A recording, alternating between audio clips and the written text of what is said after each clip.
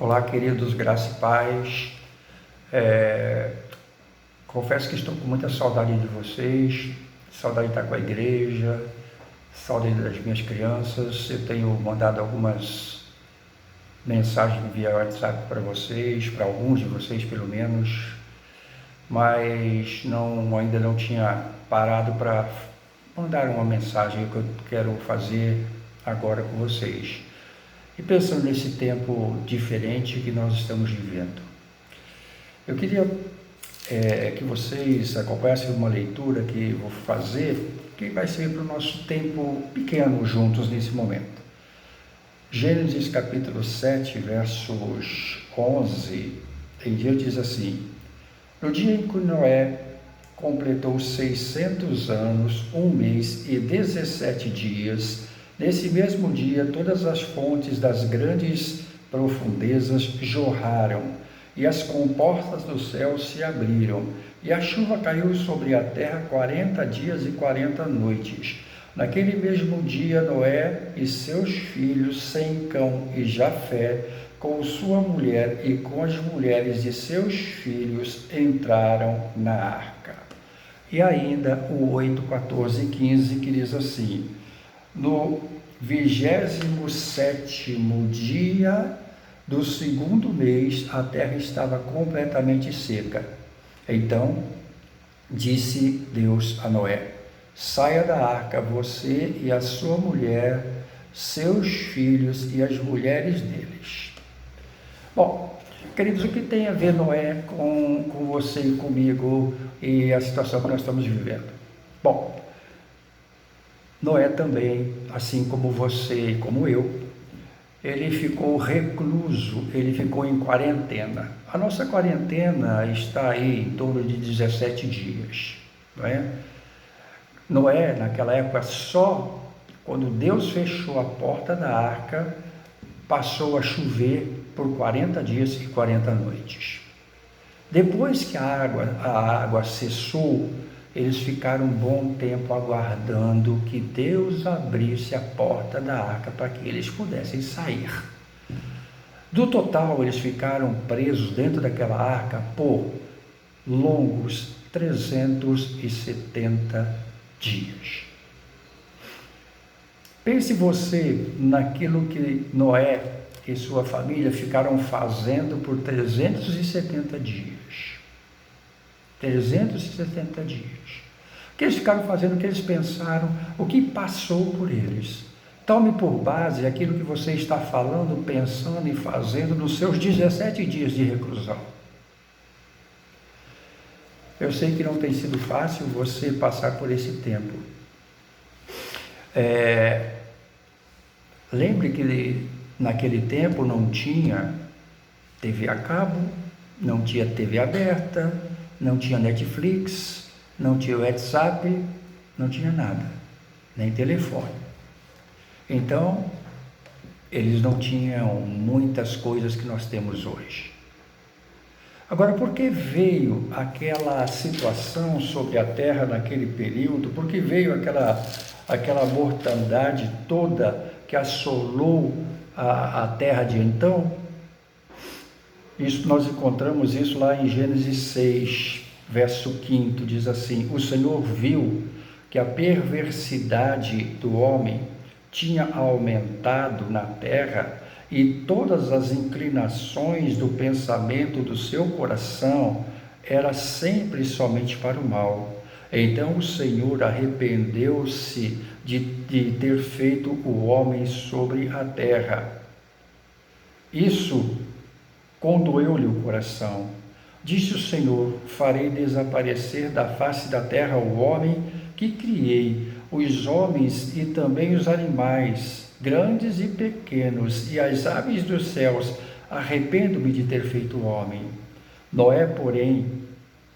A Noé, porém, o Senhor mostrou benevolência. Por que Noé teve benevolência do Senhor? Porque no meio de uma geração completamente alheia ao querer de Deus, em meio a uma geração que só pensava nas suas próprias coisas, em meio a uma geração que só buscava o mal, Noé não se deixou contaminar. Então Noé encontrou benevolência do Senhor. Por quê? Porque ele era um homem que conhecia o Senhor. Mas, queridos, ele ficou então dentro daquela arca por 370 dias junto com a sua família. E eu tenho certeza, ele não saiu da mesma forma que entrou. O que trouxe aquela situação, naquela época, nessa época na história, foi a maldade do homem.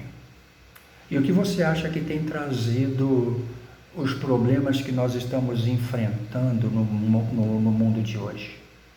Não é algo diferente. E por se multiplicar a maldade do homem, as coisas estão contribuindo para o mal do próprio homem. E Deus tem manifesto o seu desagrado com o comportamento do ser humano. Noé, quando saiu da arca, ele só podia sair da arca quando Deus abrisse a porta, porque do lado de fora havia perigo de morte. Mas quando ele saiu com uma nova postura, uma nova visão das coisas do mundo e do próprio Deus. Não é possível, meu irmão, que eu e você não estejamos questionando algumas coisas das nossas vidas nesse período de reclusão que estamos passando. Não podemos sair das nossas casas de volta para o convívio social da mesma forma de antes. Algo tem que mudar em nós. Algo tem que ser mudado no sentido de que Deus, ele realmente tem que ser prioridade.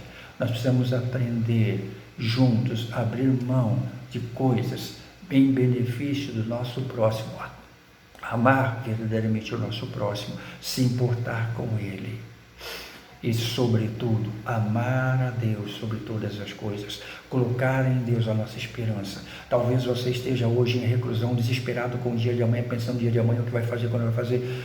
Noé teve que parar com isso tudo. Sabe por quê? Porque ele não podia fazer nada. E o que você pode fazer hoje? Você só pode clamar a Deus. Existe uma orquestração mundial com várias situações e você não pode fazer nada. O único que pode mudar realmente as coisas é o Senhor, Deus, Criador dos céus e da terra, aquele que nos conhece e transforma as nossas vidas.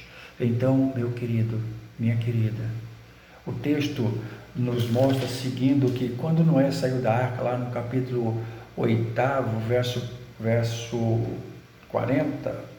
verso 20, diz assim: depois Noé construiu um altar dedicado ao Senhor. Ele saiu da arca e assim que saiu da arca ele construiu um altar ao Senhor. E o capítulo 9, verso 1 diz assim: Deus abençoou Noé e os seus filhos. Por quê? Por causa da obediência. Então, queridos, o meu desejo como pastor, como homem de Deus, mas sobretudo como teu irmão, como um filho de Deus, o meu desejo é que nós aprendamos a viver nessa dependência, nessa graça, confiando. Não se importe com o dia de amanhã, viva intensamente o dia de hoje, na dependência de Deus. Abençoe tua família, abençoe sua esposa, abençoe seu filho, abençoe o seu marido. Vivam em graça, se desarmem, amem um ao outro, mas sobretudo amem a Deus sobre todas as coisas. Que Deus os abençoe e que esse período de reclusão, que com certeza não vai chegar ao período de Noé, nós tenhamos o mesmo aprendizado que ele teve e saiamos desse tempo, edifiquemos juntos um altar ao Senhor e sejamos abençoados por ele. Que Deus nos abençoe.